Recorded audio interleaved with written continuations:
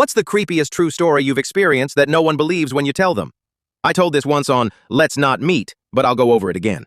I managed a very old apartment building and in return was given a unit in the daylight basement.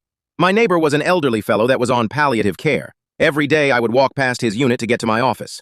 One day his meds weren't brought in. He had them delivered every 2 weeks. I called for a wellness check to find out that he passed away 3 weeks earlier. This was in a really warm June. I found it amazing how well the apartments were built that you couldn't smell anything with the doors closed. No cooking smells, no smoking smells, no dead body smells. But once the door was opened, it was like nothing you've smelled before and infected the entire building. 1 month later, I get a maintenance call. A tenant is complaining about something dripping in her ceiling and huge flies. I knock on the apartment above her, and when I didn't get an answer, I call for another wellness check. Guy died on the hottest day in July with his windows closed, and no one could smell anything until the police opened the door and went in. I literally had tenants fleeing the apartment in tears because of the stench. August rolls around, and on the 3rd floor, I smell the same stench. When you smell rotten bodies, you know the stench.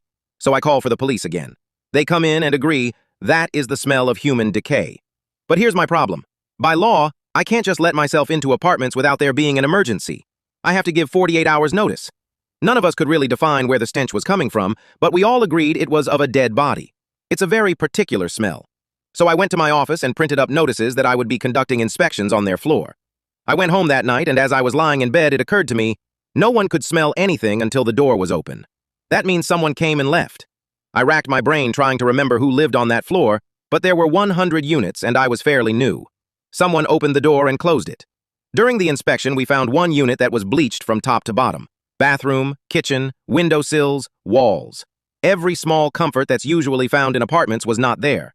No pillows, no throws or area rugs, just spotless. And there was nothing anyone could do.